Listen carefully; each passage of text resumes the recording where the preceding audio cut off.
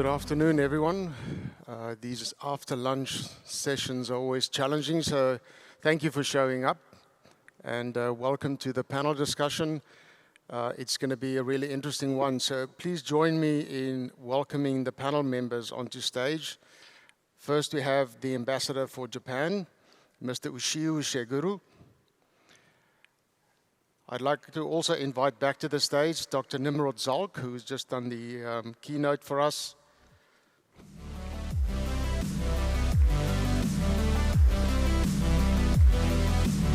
We have Khashani Mohale, who's the Senior Industry Specialist at the IDC. And then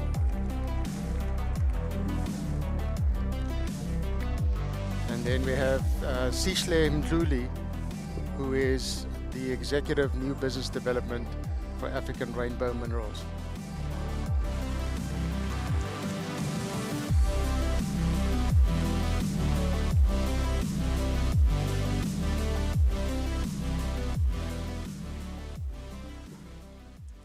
So good afternoon, everyone. There's certainly no doubt, and if you follow the conversations during the week, that the landscape of the automotive sector is shifting towards a more greener form of transportation.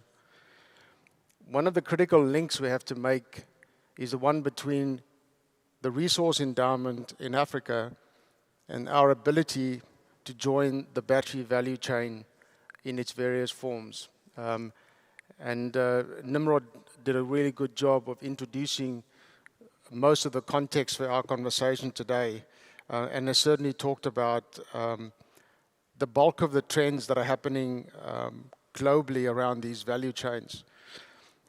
But allow me just a minute or so just to run through, I think, and reiterate some of those. The first one is around batteries itself, and this is about how the sales patterns of batteries are changing, and I think Nimrod had a couple of charts on there about how that's being impacted at the moment. The next one is the key players in battery manufacturing and how that landscape is shifting globally at the moment. There's obviously lots of regulatory reforms happening. Regulations are catching up. Countries are making new laws to regulate the industry. And then there's also a lot of standardization that's being driven across the industry at the moment. And then a whole host of incentives and policy changes that are happening globally, which is driving a lot of this. So clearly, the need for South Africa to get into the game on value chains, and particularly battery value chains, is essential. And I want to start off with you, Nimrod, just sort of building on your discussion earlier. Is there a particular part of the value chain that you think South Africa is better suited to get involved in? Yeah, I think there are a few parts of the South African value chain.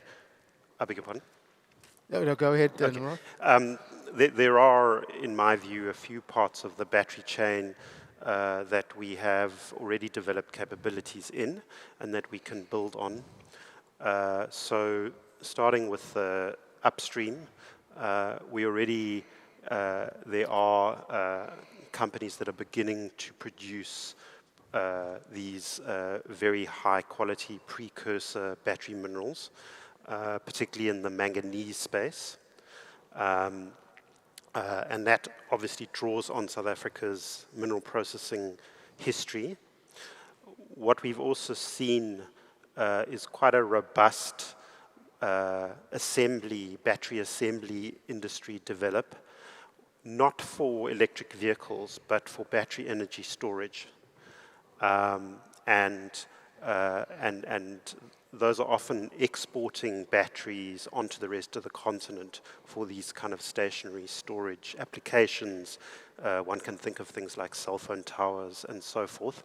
And then the third and obvious area is our long history, which naamsa and the Auto Week are celebrating the centenary of today, which is the capabilities built in the automotive sector, but which of course need to be reoriented towards electric vehicles.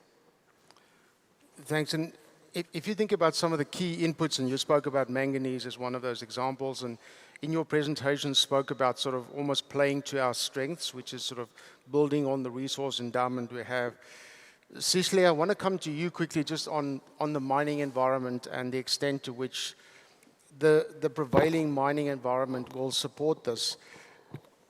Can you talk a little bit about how sort of some of the global changes at the moment, one is impacting on the mining environment in South Africa, and then expand a bit and talk about how the mining environment can support the localization of the battery value chain in South Africa? Thanks, Johan. Good afternoon, everybody. So I'm from a mining company. I think I'm an anomaly here. African Rainbow Minerals. We mine and beneficiate iron ores, manganese, chrome, PGMs, nickel, and we have a stake in gold through Harmony.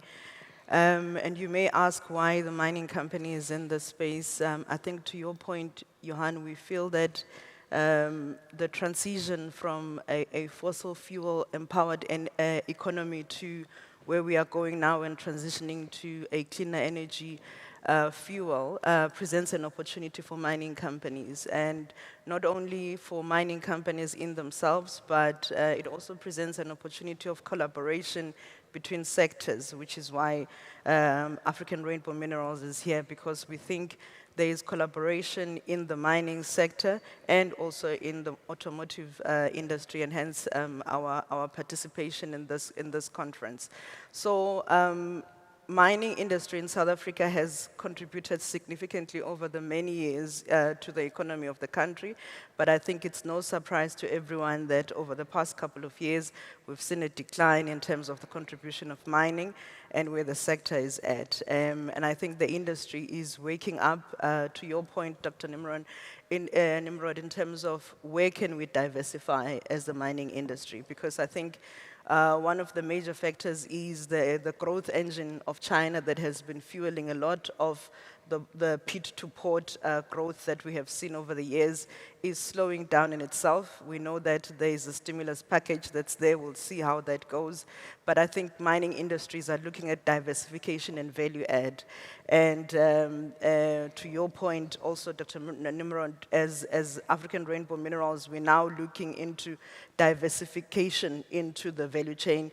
Now looking at the production of manganese sulfate, because we are already in manganese, we understand manganese. So now we have now concluded a definitive feasibility study to produce manganese sulfate in South Africa using a waste product, ferromanganese, from our previous production. So it's a circular economy type of production, because we think mining industry has a value to add in where the world is going.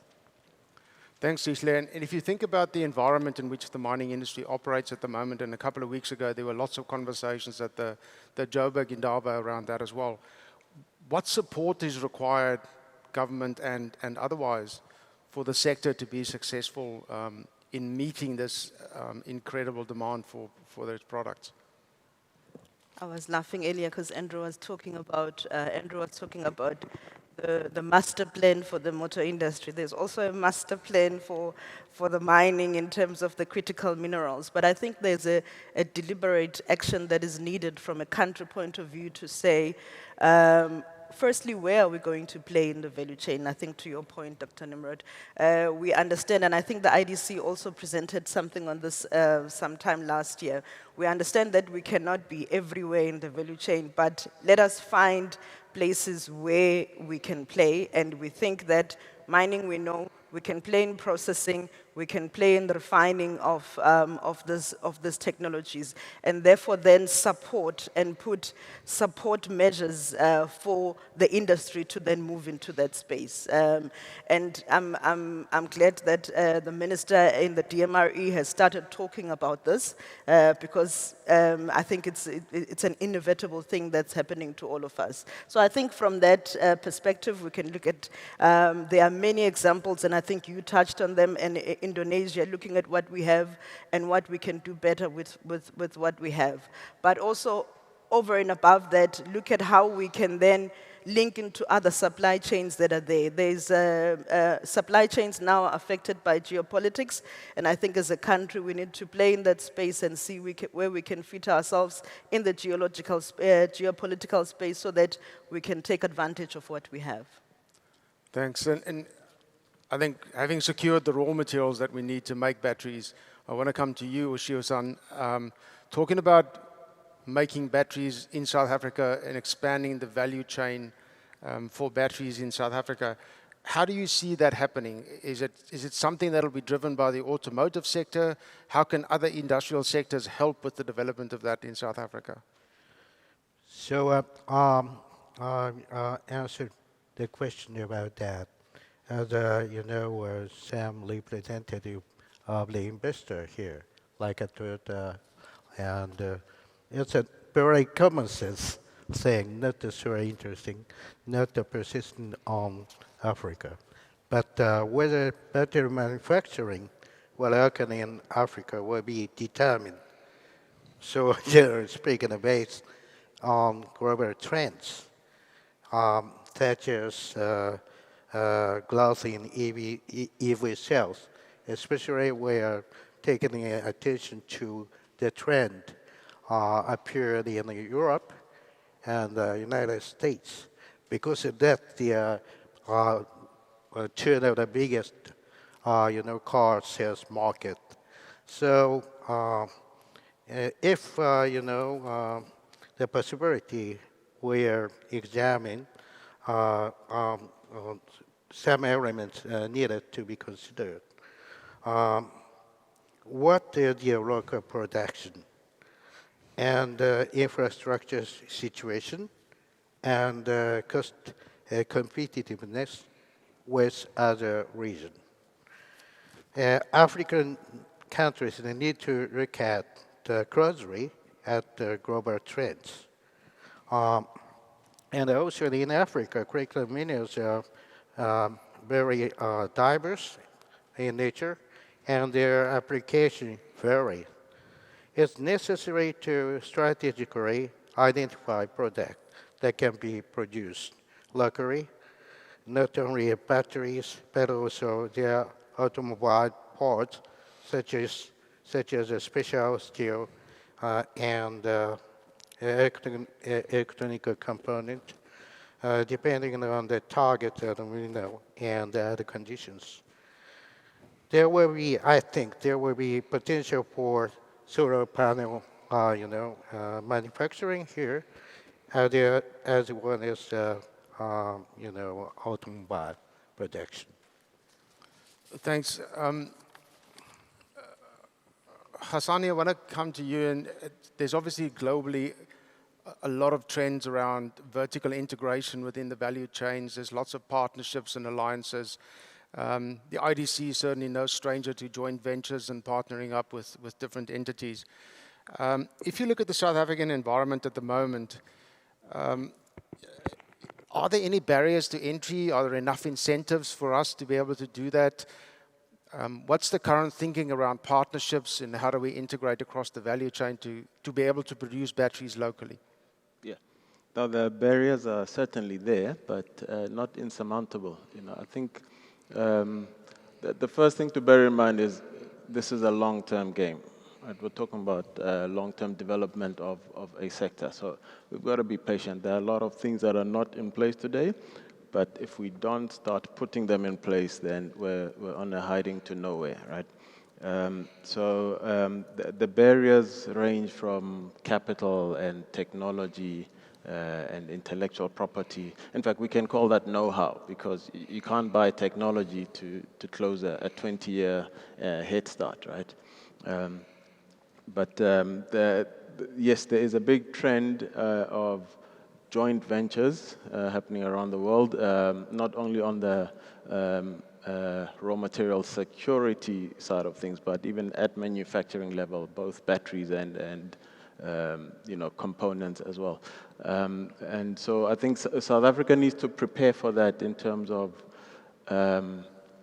allowing for a policy framework that speaks to different sectors in one JV, if you know what I'm saying.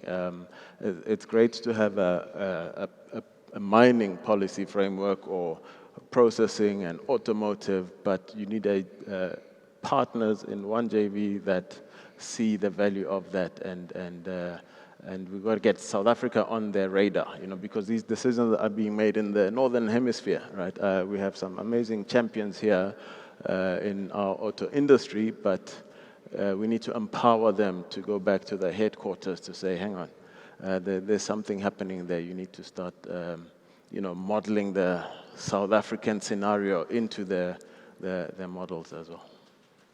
Thanks. Nimrod, you spoke earlier about the cost of capital, which is a key inhibitor into not only developing mineral resources, but potentially, if you think about cell manufacturing, which is sort of conventionally thought about as having required mega factories or gigafactories, there's a view that South Africa might have missed the boat on that, and that global supply at the moment exceeds demand. What's your view on that? Do you think that's an accurate reflection, or do you think there's an opportunity for us to still get in on that?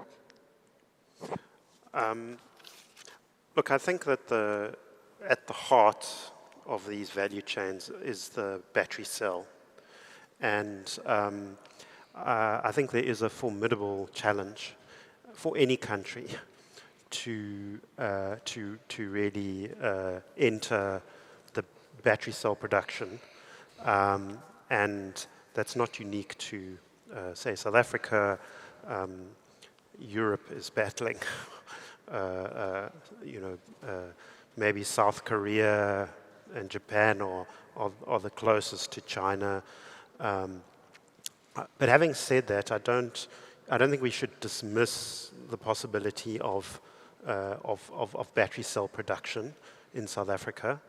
I think it's a case of us probably starting from both ends of the value chain, the upstream and the downstream, and seeing how close we can get to kind of integrating and hitting that sweet spot, which would be the cell production. Obviously, cost of capital is a very important element in that, and that's why there need to be mechanisms to lower the cost of capital for those kinds of projects. At the end of the day, it's all about economies of scale. It's about those unit costs. So there is no, you can't produce batteries at low scale. It's not a feasible business model. It's like either you do it at enormous scale or you don't do it at all. Yeah. So battery cells, as opposed to assembly. Yeah. Hassani, just maybe get your views on that as well in terms of the extent to which we can pivot some of our existing industries. I mean, we have existing battery manufacturers in South Africa. Yeah. Is it something that they can scale up to, or do we simply have to import both the technology and the capability to get us up and running? Can I just add on to the oversupply issue? I think if you look at how dynamic this sector is, and it has been for a while, right? We were always going to get this wrong. There's no way you're going to match supply and demand in an environment like this, particularly if you consider the non-market forces that are influencing, the flow of capital, be it geopolitics or incentives and social pressure, etc. So I think, we always come across the question, has South Africa missed the boat? Everyone has missed the boat except 3 countries, if you know what I mean. And we're not so far behind everybody else. And I don't think it would have been the right strategy to try to be on the front of that second wave anyway. So I think we need to play to our strengths, but not miss this current wave altogether. So from an IDC perspective, I think our view is centered around strategic partnerships. I don't think you want to go into something like this on your own, but we need to, start attracting interest and working with people to pave the road. Now I forgot your question. Just talking about local battery manufacturers that, that's currently, could they pivot? Or is it something that you have to almost start from scratch? Is it such a different technology? I would I think you'd have to start from scratch, but somebody who's already in the battery industry, although it's totally different from what we're talking about now, lead acid and lithium ion, it's incomparable, despite being, the same product at the end. I think that pivot would be a tall ask, right? And the current trend around the world now is that you have even companies like Tesla not yet manufacturing their own EV batteries, all right? So it's very technical. These are clean rooms, etc. So I think you're probably likely to see an incumbent battery cell manufacturer partnering maybe with the EV sector being probably the first move into this market for manufacturing. And then the learning starts from there, and then we can, and again, long-term game. So I want to move away a little bit from the sort of capital and sort of manufacturing capability and shift towards, what else would be required for us to make this work. And Ushio-san, I want to come back to you just talking about South Africa's had mixed success in terms of beneficiation of materials of the right quality that might be needed, including, expanding a large manufacturing sector within South Africa. Keen to get your thoughts on what would be required for us to almost re-industrialize or reshape that manufacturing industry for us to get enough momentum within battery manufacturing? So, I think the government role is very big. And we need to coordinate not only with automotive sector, but also with upstreaming companies, mining sector, and governments of the African countries. For example, from the perspective of Japanese companies, not only the mineral resources of the South Africa, but also nickel, for example. We get the nickel from the Madagascar, mainly, and cobalt in DRC, copper in Zambia, and the critical minerals are, frankly speaking, scattered throughout African continents. Even if the South Africa is used as a hub, it is necessary to coordinate with mining companies, upstream companies operating mines in these scattered countries, and their respective government, evidently. And the Japanese government, if would like to coordinate with the South African government, other African governments, and various industry players, in any case, specific strategy based on mineral types and costs. Anyway, making the plan is necessary, I think. And this government have a big role to coordinate with the other countries, strategy, etc. Yeah, thank you very much.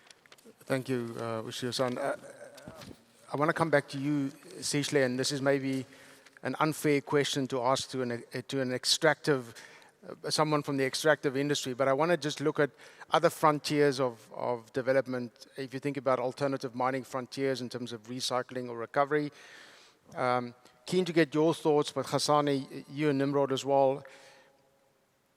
One part of the value chain obviously is manufacturing of the batteries itself, but the other element is the recovery and recycling of end-of-life batteries. And keen to get your thoughts on, is that an alternative frontier for South Africa to explore, is to become the hub globally for that type of activity? I think in some aspects of it. If you look specifically on the value chain for batteries, it's going to be difficult to, for example, take manganese.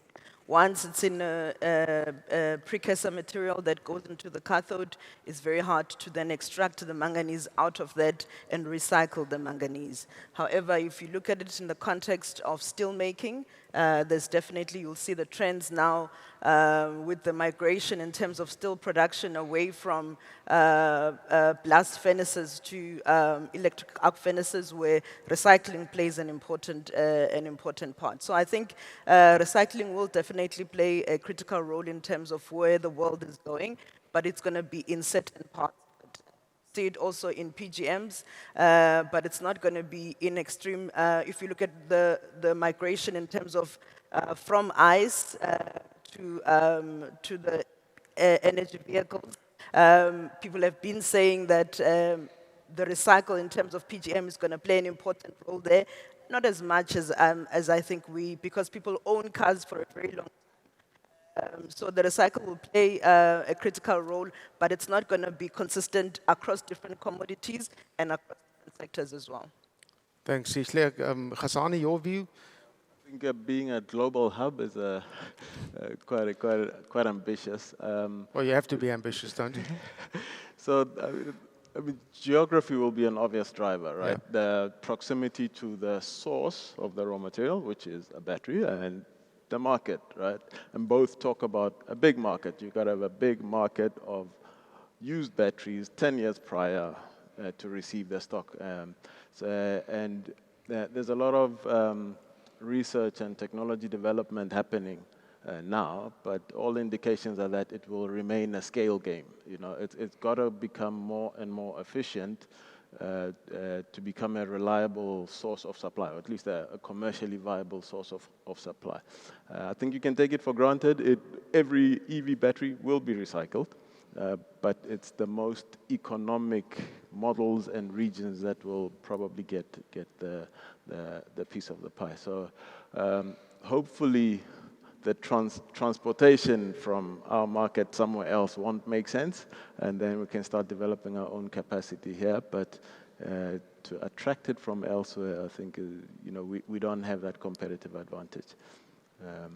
But hey, like you say, let's go for it. Nimrod, your thoughts? My honest response would be, I just don't know. And I think that it's an emerging part of the value chain. When I was looking at my slides, I was thinking I left out the recycling part of the value chain. So we don't know. It needs more research and analysis, but that's of course why we have academics. Indeed. I'm keen to see whether there's any questions from the audience at this stage. So for the panelists, this is the unprepared part of the oral. I don't know whether we have some questions on the Slido or whether there's maybe a roaming mic. See, we've got a roaming mic at the back. Any questions from the audience for the panel members?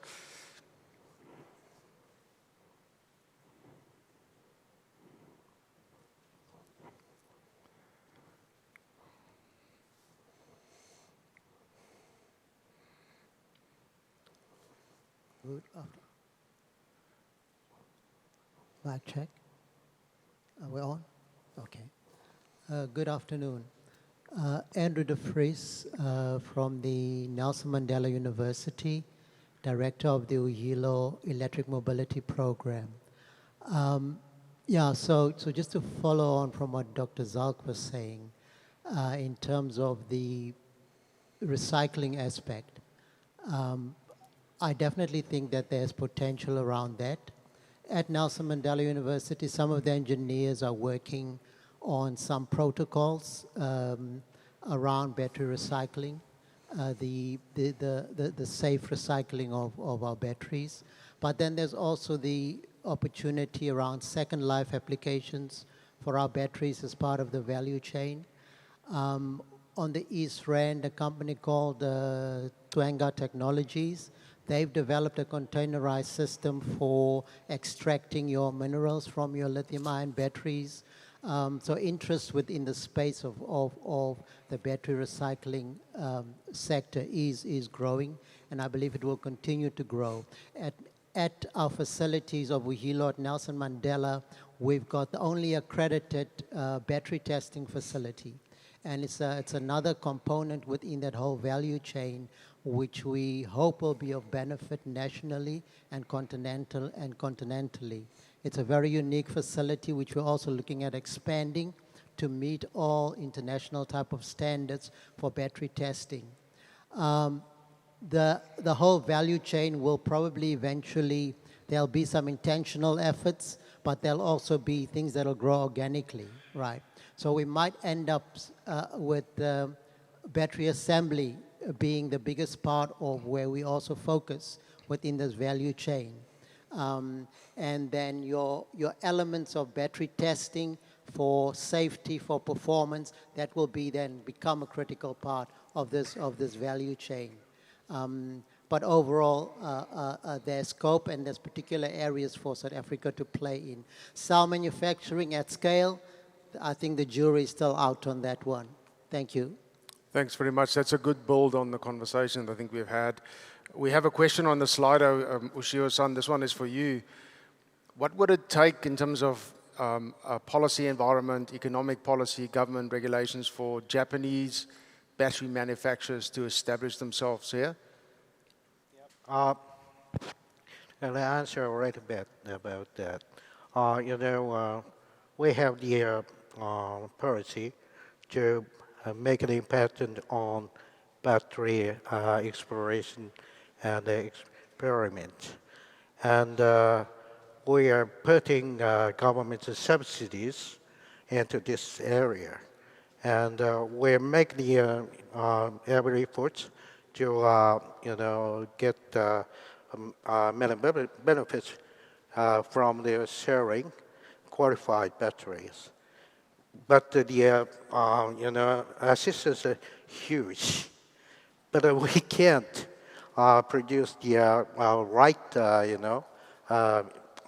result right now. And we are, everyone said the Japanese, export the qualified battery. But how to realize experimentally that, found.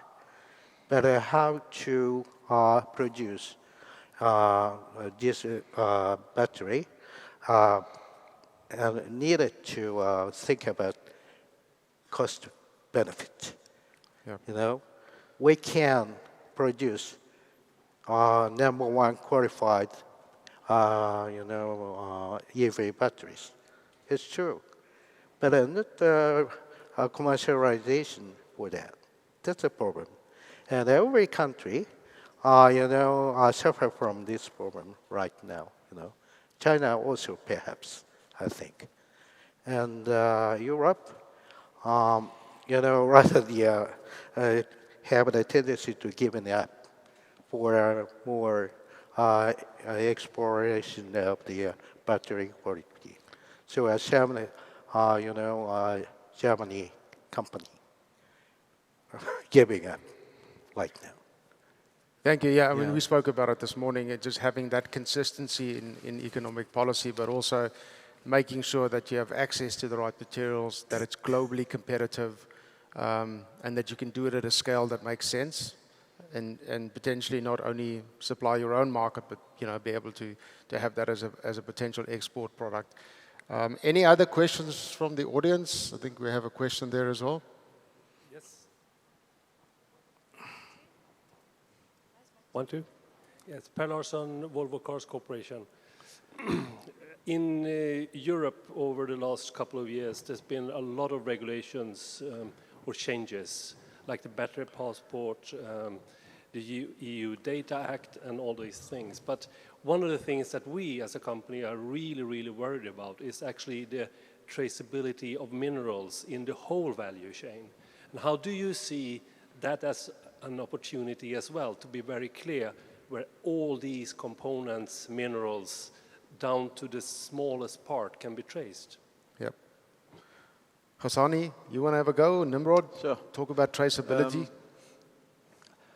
That's a tough one. It involves linking a whole lot of currently unrelated sectors to, culminate in a passport on the same product at the end. So this is big infrastructure talk here, right? It may sound small, like it's software kind of stuff, but it is pretty big and it's industry-wide. And I think it's something we don't have a choice about, like CBAM as well as, being implemented, etc. So we need to be able to account for the source and the carbon footprint if we want to keep exporting into the European Union.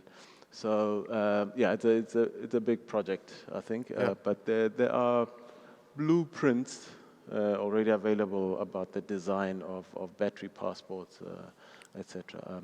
I don't know if anyone is working on implementing. I don't know if Uyilo might be, but we're not in that space just yet. We're doing some similar work on the steel industry, but I think this might be a little bit more I think that's a technical. good point. And there's, certainly there's enough technology to do the data storage side of that. I think the physical challenges of tracking and tracing some of the raw materials is obviously something that still needs to be resolved, given the processing involved. Yeah, well, we also have ambitions of doing that for the region, right? So you've got to be able to trace your cobalt from the DRC in the east somewhere. So yeah, it's the regional. Well, it's arguably easier to trace something that doesn't have to go through a furnace somewhere in between. But I think, yeah, there's certainly some physical challenges to doing that, but I think you make a good point of sort of linking various parts of that value chain together that today may not necessarily be linked or have sufficient transparency to do that. So thank you for the question. I think it's a good one. Nimrod, I don't know if you have a particular view on traceability. I mean, traceability is becoming an increasing requirement across a number of value chains, including agriculture, and what you're describing is a phenomenon that is also happening across a number of value chains, which is that the EU is issuing a whole string of directives which are intended to have more kind of environmentally and socially responsible value chains. So, I mean, as a technical problem, I think increasingly digitalization should be able to solve it. But I think there are a few questions. It obviously is going to impose costs, and I think one of the questions is going to be, how do you trace the traceability? To what extent is it actually being enforced? And the second question is, are European consumers prepared to pay the premium? And how is the EU going to manage those requirements relative to jurisdictions which might either refuse or pretend to comply? And so I think those are some of the tensions that are not, it's not a technical question, it's almost a political question of how those things get managed. Thank you very much. I think we're almost out of time, so if there's one quick question, we can take that before I get any angry waves from the producer at the back. I think there's a gentleman in the middle there. Thank you very much. My name is Tabang Mwekiti. Most probably, I just want to, kind of find out, in terms of the long-term commitment, most probably the whole lot of volumes are coming, basically being exported at this point. So in terms of the commitment and to ensure industrialization, how do we then to see, the local manufacturing of the batteries itself in looking all the supply chain and the value chain from material point of view, whether it's plastics, so that we can also see the long-term sustainability based on the implementation plan or the rollout plan. I just wanted to most probably get clarity on that. Thank you. So I'll focus on the input side, Cisle, from a resources point of view. if you think about your perspective from African Rainbow Minerals, what would have to change for you to keep some of the products that you're currently exporting local to support Yeah, I think it's different for different companies, and I know that Hassan has the holistic view from an industry point of view, so I'm going to give him some time. But I think from African Rainbow Minerals, our commitment to South Africa then has pushed us to not just exporting, but also to beneficiating in South Africa. And I think it speaks to the purpose of one organization versus another in terms of how they approach it. But I think from a government point of view, there needs to be a pulling together of industry in terms of what are we going to do to revive the mining industry. And I think beneficiation in South Africa is not just from a processing point of view, but if you look at where the smelters are from a mining point of view, the smelters are nowhere in South Africa from a beneficiation point of view. So I think there's a role that government and the DTIC have to play in this regard in pulling all the players together. But I know that the IDC also is playing a role here. Yeah, so we're talking about a whole lot of minerals that are, let's say, developed and traded in independent value chains. And some of them, like if you take manganese, steel is still the biggest off-taker of that, or vanadium, even nickel, etc., right? So only when they culminate into a battery do we start talking about a value chain. Yeah. You know, and that's the tricky thing. I think Nimrod also mentioned bi-directional development strategy. You go from the market and from the mining or the minerals. But if we meet in cell manufacturing, then that will be the pinnacle that really joins the whole value chain. And each investment in that space becomes catalytic for upstream and downstream of itself. You know, so for instance, if you've got, let's say, okay, we've got 3 projects in manganese and nickel processing, right? That almost makes it a little bit more, well, it does make it a bit more viable for cobalt oxide somewhere on the continent because we've already got a project to develop NMC powder. Right, and we're actually in discussions with, sources of supply for cobalt oxide. So each little dot, until you put it together, there's maybe a bit unrelated, but they become related as they materialize, and you can actually join the dots between them. Excellent.